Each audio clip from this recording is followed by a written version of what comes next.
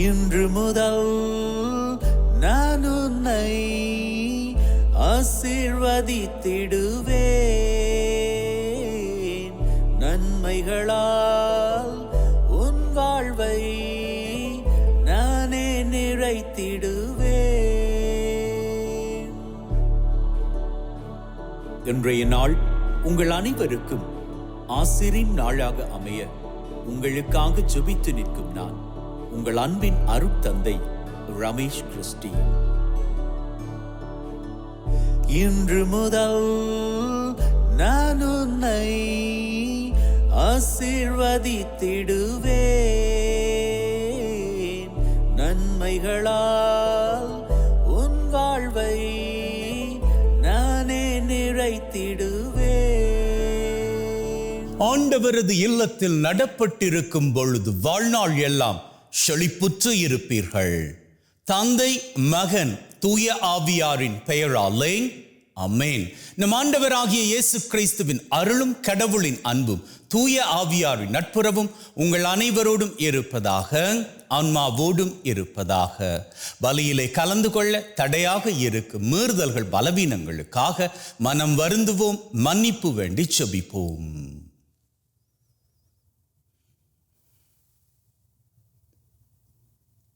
ஆண்டவரே இரக்கமாயிரும், ஆண்டவரே இரக்கமாயிரும். கிறிஸ்துவே இரக்கமாயிரும், கிறிஸ்துவே இரக்கமாயிரும். ஆண்டவரே இரக்கமாயிரும், ஆண்டவரே இரக்கமாயிரும். எல்லாம் வல்ல இறைவன் நம் மீது இரக்கம் வைத்து நம்முடைய மீறுதல்கள் பலவீனங்களில் நமக்கு விடுதலை தருவாராக. ஆமென். ஜெபிப்போமாக. அன்பே ஊற்றாகிய தகப்பனே, ஒரு புதிய நாளிலே எங்கள் ஒவ்வொருவரையும் தட்டி எழுப்பி வாழுவதற்கான ஒரு வாய்ப்பை கொடுத்திருக்கிறீரே, உமக்கு நன்றிகளை ஏறெடுக்கின்றோம். மேலும் தகப்பனே, இன்றைய நாளிலே தங்களது பிறந்த தினத்தை, திருமண ஆண்டை, குருக்கள், துறவியர்கள் அவர்களது ஆசிரின் நாட்களை நினைத்து உமக்கு நன்றிகளை ஏறெடுக்கின்ற இந்த தருணத்தில் அத்தனை பேரினுடைய நன்றிகளையும் ஏற்றுக்கொள்வீராக. எங்கள் ஒவ்வொருவரையும் உம்முடைய செட்டையின் மறைவில் வைத்து பத்திரப்படுத்தி பாதுகாத்து பராமரித்து வழிநடத்தி காத்தருள வேண்டும் என்று உம்மோடு தூயாவியாரின் ஒன்றிப்பில் இறைவனாய் என்றென்றும் வாழ்ந்து ஆட்சி செய்கின்ற அவர் வழியாக உம்மை மன்றாடுகின்றோம். ஆமென்.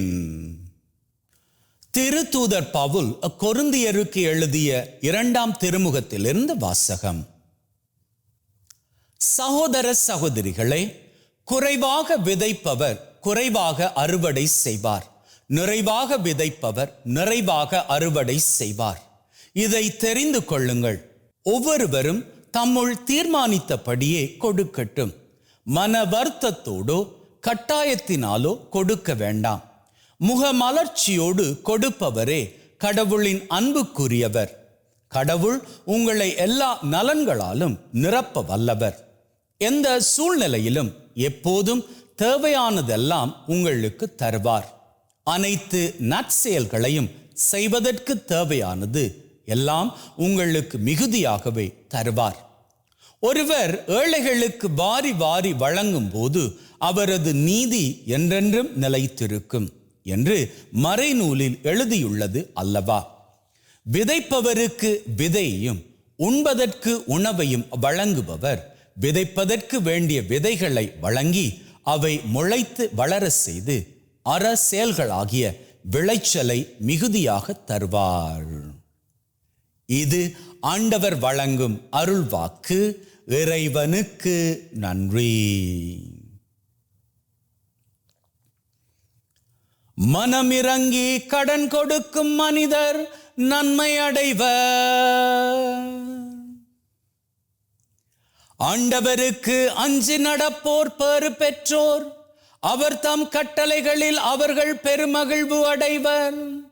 அவர்களது வழிமரபு பூவுலகில் வலிமை மிக்கதாயிருக்கும். நேர்மையுள்ளோரின் தலைமுறை ஆசி பெறும். மனமிறங்கி கடன் கொடுக்கும் மனிதர் நன்மை அடைவர். மனமிறங்கி கடன் கொடுக்கும் மனிதர் நன்மை அடைவர். அவர்கள் தம் அலுவல்களில் நீதியுடன் செயல்படுவர். எந்நாளும் அவர்கள் அசைவுறார். நேர்மையுள்ளோர் மக்கள் மனதில் என்றும் வாழ்வர். மனமிரங்கி கடன் கொடுக்கும் மனிதர் நன்மை அடைவர். தீமையான செய்தி எதுவும் அவர்களை அச்சுறுத்தாது. ஆண்டவரில் நம்பிக்கை கொள்வதால் அவர்கள் இதயம் உறுதியாயிருக்கும். அவர்கள் நெஞ்சம் நிலையாயிருக்கும். அவர்களை அச்சம் மேற்கொள்ளாது. இறுதியில் தம் எதிரிகள் அழிவதை அவர்கள் காண்பது உறுதி. மனமிரங்கி கடன் கொடுக்கும் மனிதர் நன்மை அடைவர். அவர்கள் வாரி வழங்கினர், ஏழைகளுக்கு ஈந்தனர். அவர்களது நீதி என்றென்றும் நிலைத்திருக்கும். அவர்களது வலிமை மாட்சியுடன் மேலோங்கும். மனமிரங்கி கடன் கொடுக்கும் மனிதர் நன்மை அடைவர். அல்லேலூயா, அல்லேலூயா. என்னை பின்தொடர்பவர் இருளில் நடக்க மாட்டார், வாழ்வுக்கு வழிகாட்டும் ஒளியை கொண்டிருப்பார் என்கிறார் ஆண்டவர். அல்லேலூயா. ஆண்டவர் உங்களோடு இருப்பாராக, ஆன்மாவோடும் இருப்பாராக. யோவான் எழுதிய நற்செய்தியிலிருந்து வாசகம். ஆண்டவரே, மாட்சி உமக்கே.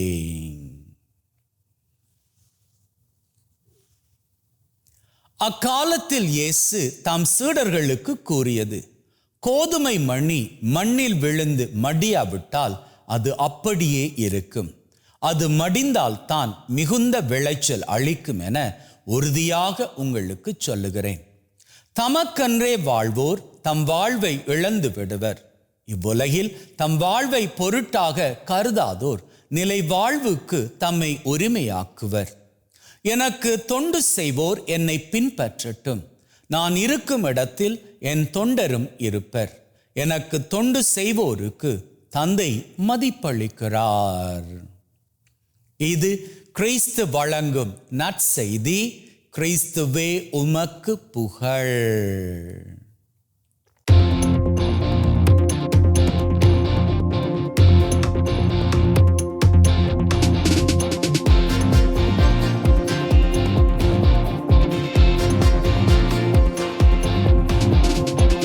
உங்கள எத்தனை பேருக்கு இயேசுவுக்கு தொண்டாற்ற விருப்பம்? கேட்கிற வேளையிலேயே உங்க கரங்கள் உயருதா? உண்மைதான், எல்லாருக்குமே விருப்பம் இயேசுவுக்கு தொண்டாற்றணும் அப்படின்னு. அப்படி நீங்க தொண்டாற்ற விரும்புனா உங்களுக்கான கைமாறு என்ன தெரியுமா? இயேசுவின் தகப்பன் உங்களுக்கு தரக்கூடிய கைமாறு.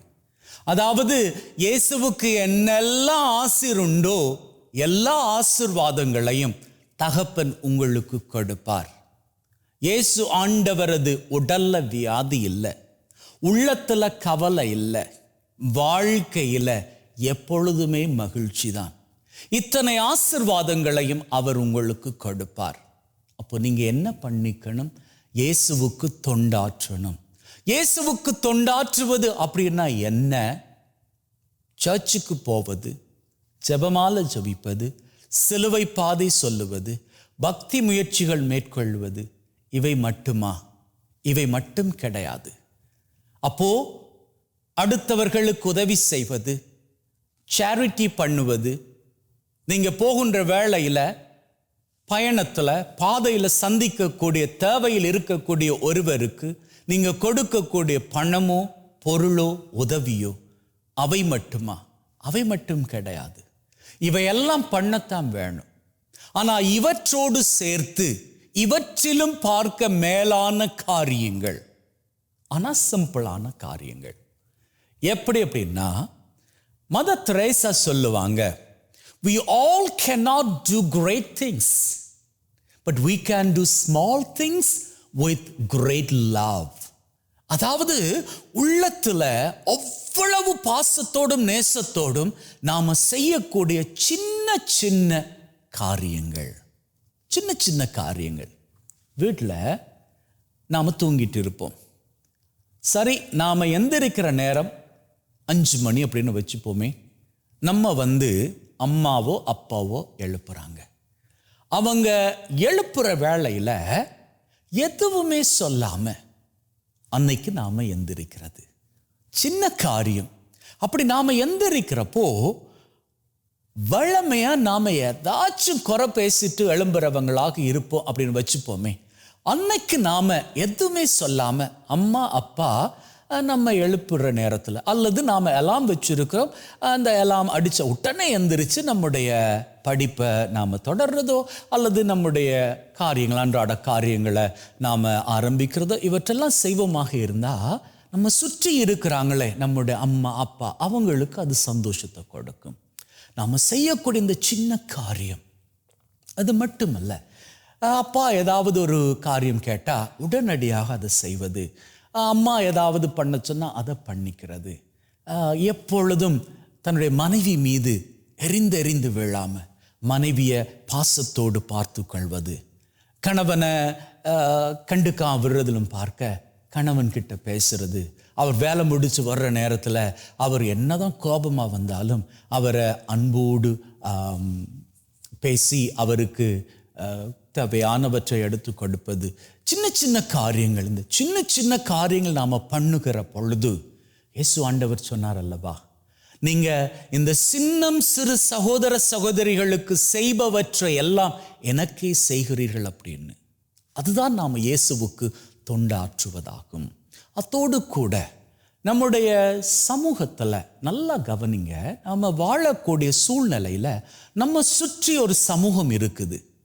இந்த சமூகம் எதற்காக கொடுக்கப்பட்டு இருக்கிறது அப்படின்னா, அது நம்முடைய பார்வையில் கொடுக்கப்பட்டு இருக்கு அப்படின்னா, தெய்வம் இந்த சமூகத்தை நமக்காகவே கொடுத்து வைத்திருக்கிறார். அந்த சமூகத்திலிருந்து நாம கற்றுக்கொள்வதற்கும் அந்த சமூகத்திற்கு நம்மால் என்ன நன்மைகளை செய்ய முடியுமோ அந்த நன்மைகளை செய்வதற்கும், அங்கே யாரெல்லாம் என்னென்ன தேவைகளில் இருக்கிறாங்களோ, வெறும் பணம் மாத்திரம் இல்லை, சிலருக்கு தங்க கூட பேசுவதற்கு ஆட்கள் கிடையாது, அவர்களுக்காக நேரம் செலவழித்து அவர்கள் பேசுவது, என்னதான் அவர்கள் பேசினாலும் அது that may not make sense to you, அது அவங்க என்னென்ன பேசிட்டு இருக்கட்டும், ஆனால் அவங்களுக்கு பேசுவதற்கு ஆட்கள் கிடையாது. உங்கள் சமூகத்தில் ஆண்டவர் அவர்களை விட்டு வைத்திருக்கிறார் அப்படின்னு சொன்னால், மற்றவர்கள் கொடுக்காத நேரத்தை நீங்கள் அவர்களுக்கு கொடுத்து அவர்கள் பேசுகின்றவற்றை நீங்கள் கேட்டு அவர்களுக்கு ஆறுதலாக இருக்கும்படி இப்படியான காரியங்களை பண்ணுவதற்காகத்தான் உங்களது சமூகத்தில் உங்கள் கண் முன்னாடி ஆண்டவர் நிறைய பேர் உங்களுக்கு கொடுத்து வைத்திருக்கிறார். ஆகவே அன்றாடம் நீங்கள் சந்திக்கக்கூடியவர்களை நீங்கள் நேசிக்க பழகிக்கோங்க.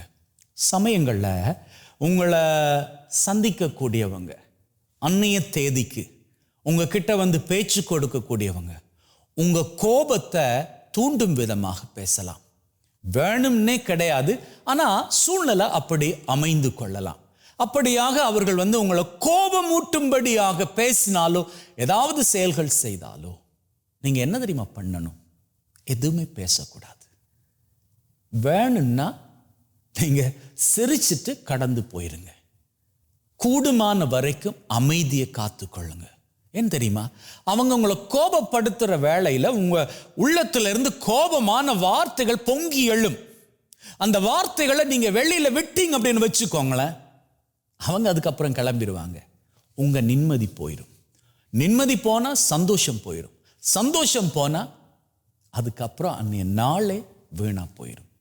அப்போ நீங்கள் என்ன பண்ணணும்? இயேசுவுக்கு தொண்டாற்ற விரும்பினால் உங்களை யாராவது கோபப்படுத்தினாலும் கூட எதுவுமே பேசாதீங்க, அமைதி காத்துக்கொள்ளுங்கள். இன்னைக்கு நிறைய பிரச்சனைகளை நாம் தவிர்ப்பு கொள்ள வேணும் அப்படின்னு சொன்னால் அதற்கு ஒரு சிறந்த வழி அமைதி காத்துக்கொள்வது. யார் வேணாலும் என்ன வேணாலும் பேசட்டும், நீங்கள் அமைதியாக பொறுத்து கொள்ளுங்க. அப்படி நீங்கள் பொறுமை காப்பீர்களாக இருந்தால் அங்கே நீங்கள் மடையர்கள் அப்படின்னு சொல்லி அர்த்தம் கிடையாது, பொறுமைசாலிகள் அப்படின்னு தான் அர்த்தம். பொறுமைசாலிகள் எப்பொழுதும் வாழ்க்கையில் தோத்து போனதாக சரித்திரமே கிடையாது. அவங்க வேணா நினைக்கலாம், நாங்கள் என்ன வேணுமோ அதை பேசிட்டோம், கோபப்படுத்திட்டோம், அவன் முன்னாடி போய் அவனுக்கு 4 வார்த்தை நல்லா பேசிட்டோம். காரியம் இல்லை. அவங்க சந்தோஷமா போகட்டும். உங்களது மன நிம்மதி இழக்கப்படாத வரைக்கும் நீங்க சந்தோஷமா தான் இருக்கிறீங்க. உண்மையில தோல்வி உங்களுக்கு கிடையாது, அவங்களுக்கு தான். ஏன்னா அவங்க நினைச்சிட்டு வந்தாங்க, ஒரு வேளையில உங்களை கோபப்படுத்தி உங்ககிட்ட இருந்து 4-5 வார்த்தைகளை வெளியில எடுத்துடலாம், அதை கொண்டு போய் இன்னும் சிலருக்கு கொடுக்கலாம், உங்களை அவமானப்படுத்தலாம் அப்படின்னு சொல்லி. ஆனா நீங்க அதை பண்ணிக்கல. நீங்க அமைதி காத்தீங்க. இயேசு ஆண்டவர், வேதம் தெளிவாக சொல்லுகிறது, அவர் இந்த உலகத்திற்குள் வருகிற பொழுது, பழைய ஏற்பாட்டு புஸ்தகமே சொல்லுகிறது, he was a prince of peace. அவர் அமைதியின் அரசன் அப்படின்னு சொல்லி. அந்த அமைதியின் அரசருக்கு நீங்க தொண்டாற்றணும் அப்படின்னு சொன்னா உங்க அமைதியை நீங்க இழந்துடாதீங்க. சின்ன சின்ன நன்மையின் காரியங்கள் மாத்திரம் அல்ல, இப்பேற்பட்ட காரியங்களையும் செய்து பாருங்கள். வாழ்க்கையில் இன்றில் இருக்கும் நிலையிலும் பார்க்க இன்னும் அதிகமான நிம்மதியோடும், இன்னும் அதிகமான மகிழ்வோடும், இன்னும் நிறைவான ஆசீரோடும் வாழ்ந்து வாழ்விலே மகிழ்வின் சிகரங்களை உயரங்களாக தொட்டுக் கொள்வீர்கள். ஆமென்.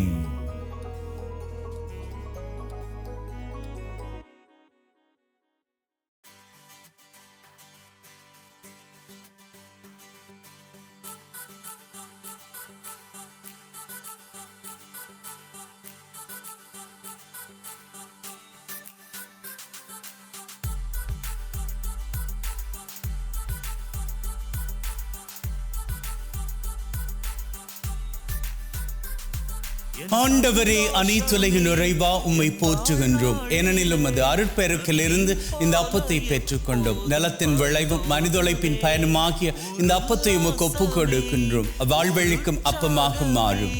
இறைவன் என்றென்றும் வாழ்த்து பெறுவாராக. ஆண்டவரே, அனைத்துலகின் நிறைவா உம்மை போற்றுகின்றோம். ஏனெனில் உமது அருட்பெருக்கிலிருந்து இந்த ரசத்தை பெற்றுக்கொண்டோம். நிலத்தின் விளைவும் திராட்சை கொடியின் பயனுமாகிய இந்த ரசத்தை உமக்கு ஒப்புக் கொடுக்கின்றோம். வாழ்வழிக்கும் பானமாக மாறும். இறைவன் என்றென்றும் வாழ்த்து பெறுவாராக.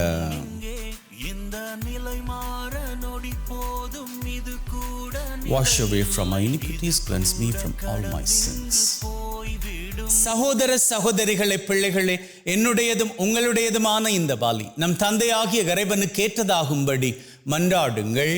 நம் ஆண்டவர் தன்னுடைய திருப்பெயரின் புகழ்ச்சிக்காகவும் மாட்சிக்காகவும் திரு அவையின் நன்மைக்காகவும் கையிலிருந்து இந்த பலியை ஏற்றுக்கொள்வாராக. மீட்பு கூற்றாகிய தகப்பனை இறைவா, ஒப்பு கொடுக்கின்ற பலி வழியாக எங்கள் வாழ்வின் மீது நிறைய ஆசிரை பொழிந்தருள வேண்டும் என்று எங்கள் ஆண்டவராகிய கிறிஸ்து வழியாக உம்மை மன்றாடுகின்றோம். ஆமேன். ஆண்டவர் உங்களோடு இருப்பாராக, ஆன்மாவோடும் இருப்பாராக. இதயங்களை மேலே எழுப்புங்கள், ஆண்டவரை நோக்கி எழுப்பியுள்ளோம். நம் இறைவனாகிய ஆண்டவருக்கு நன்றி கூறுவோம். அதுவே தகுதியும் நீதியுமானது. தூயவரான தந்தையே, என்றும் வாழும் எல்லாம் வல்ல இறைவா, என்னாலும் அவ்விடத்திலும் நாங்கள் உமக்கு நன்றி பலி செலுத்துவது மெய்யாகவே தகுதியும் நீதியுமாகும். எங்கள் கடமையும் மீட்புக்குரிய செயலுமாகும். உம்முடைய வார்த்தையானவர் வழியாக அனைத்தையும் படைத்தீர். அவரை மீட்பராக இடைற்றுபவராக எங்களுக்கு அனுப்பினீர். அவர் தூய ஆவியால் கன்னிமரியிடம் இருந்து உடலெடுத்து மனிதனானார். சாவை வென்று உயிர்ப்புண்டென விளங்க செய்தார். ஆகவே வான தூதர் புனிதர் அனைவரோடு நாங்களும் சேர்ந்து உம்முடைய மாட்சியை புகழ்ந்து ஒரே குரலாய் சொல்லுவதாவது: தூயவர் தூயவர் தூயவர், வான் படைகளின் கடவுளாம் ஆண்டவர். விண்ணகமும் மண்ணகமும் உமது மாட்சியால் நிறைந்துள்ளன. உன்னதங்களிலே ஓசன்னா. ஆண்டவர் பெயரால் வருகிறவர் ஆசி பெற்றவர். உன்னதங்களிலே ஓசன்னா. ஆண்டவரே, நீர் மெய்யாகவே தூயவர், தூய்மை அனைத்திற்கும் ஊற்று. ஆகவே உம்முடைய ஆவியை பொழிந்து காணிக்கைகளை தூய்மைப்படுத்த தாழ்மையுடன் வேண்டுகின்றோம். இவ்வாறு எங்கள் ஆண்டவர் இயேசு கிறிஸ்துவின் உடலும் இரத்தமுமாக எங்களுக்கு இவை மாறுவனவாக. அவர் பாடுபட உளம் கனிந்து தம்மை கையளித்த போது அப்பத்தை எடுத்து நன்றி செலுத்தி அதை பிட்டு தாம் சீடருக்கு கொடுத்து அவர் சொன்னதாவது: எல்லாரும் இதிலிருந்து பெற்று உண்ணுங்கள், ஏனெனில் இது உங்களுக்காக கையளிக்கப்படும் என் உடல்.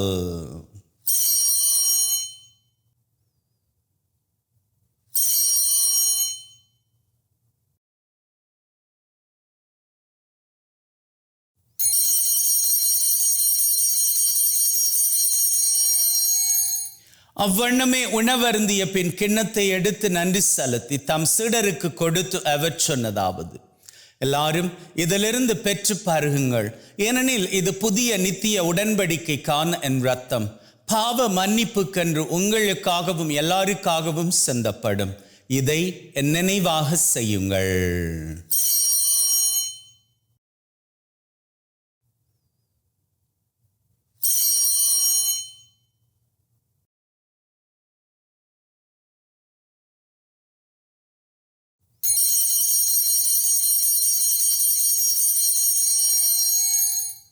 நம்பிக்கையின் மறைபொருள்.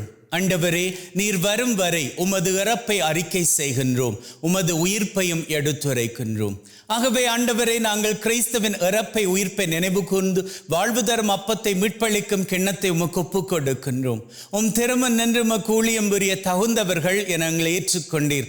எனவே உமக்கு நன்றி செலுத்துகின்றோம். மேலும் கிறிஸ்துவின் உடலிலும் இரத்தத்திலும் பங்கு கொள்ளும் எங்களை தூய ஆவி ஒன்று சேர்க்க வேண்டுமென தாழ்மையுடன் வேண்டுகிறோம்.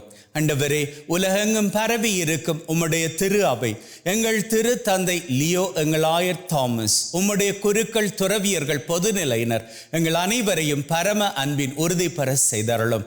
உயிர்த்தளம் எதிர்நோக்குடன் நடந்து போன எங்கள் சகோதர சகோதரிகளை, இறந்தோர் அனைவரை ஒளிர்மிக்க திருமுன் ஏற்றுக்கொள்ளும்.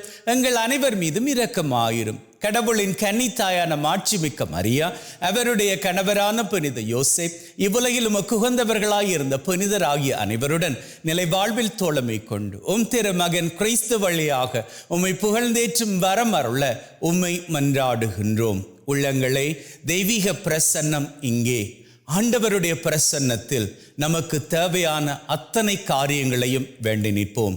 அந்த வகையில் முதலில் இன்றைய நாளுக்கான தேவை.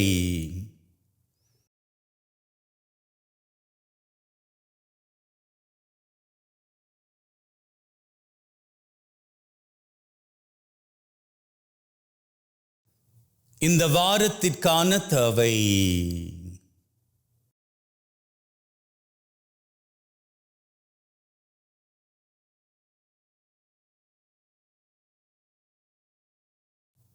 இந்த மாதத்திற்கான தேவை.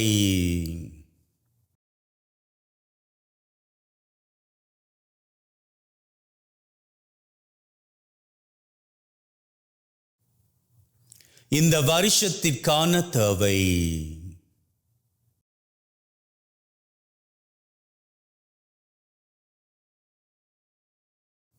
உள்ளத்தின் ஆழத்தில் இருக்கக்கூடிய 3 விசேட தேவைகள்.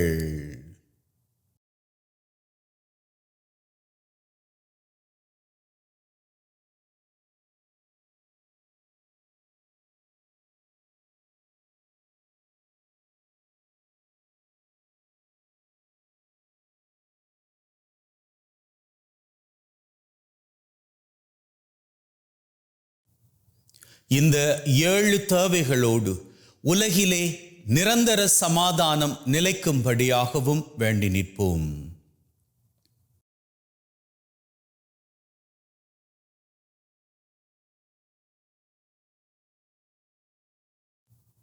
நம்முடைய தேவைகளை நாம் கேட்ட மாத்திரத்திலேயே தெய்வம் நமக்கு நிறைவேற்றி கொடுத்து விட்டார் என்கின்ற உள்ளத்து வைராக்கியத்துடன் அவர் புகழை வணக்கமாக ஏறெடுப்போம்.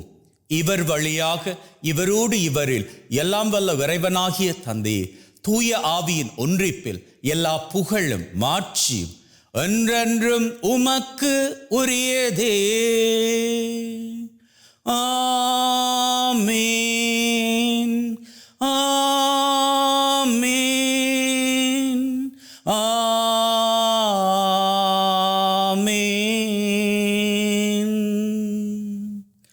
மீட்பரின் கட்டளையால் கற்பிக்கப்பட்டு தேவ படிப்பினையில் பயிற்சி பெற்று நாம் நம்பிக்கையோடு சொல்லுவோம்.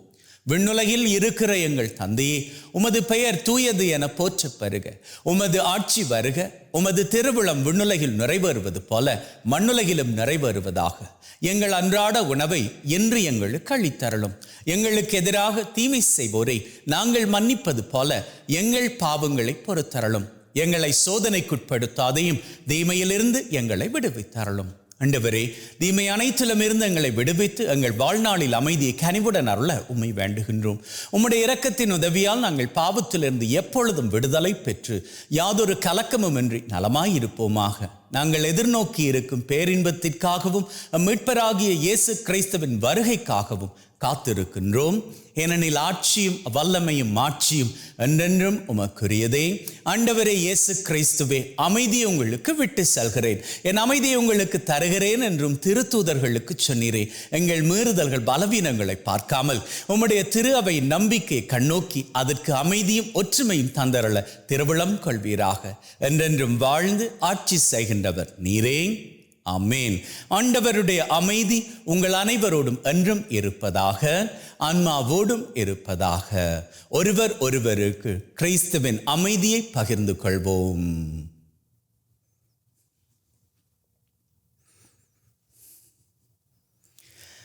உலகின் பாவங்களை போக்கும் இறைவனின் செம்மறியே, எங்கள் மேல் இரக்கமாயிரும். உலகின் பாவங்களை போக்கும் இறைவனின் செம்மறியே, எங்கள் மேல் இரக்கமாயிரும். உலகின் பாவங்களை போக்கும் இறைவனின் செம்மறியே, எங்களுக்கு அமைதியை அளித்தருளும்.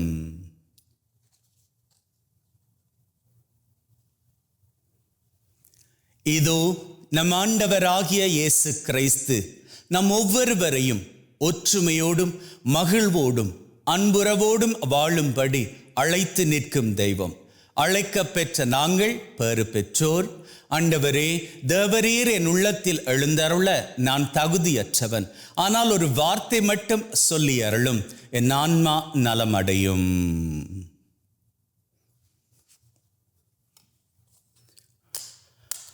May the mingling of this body and blood of Christ bring me everlasting life. Amen.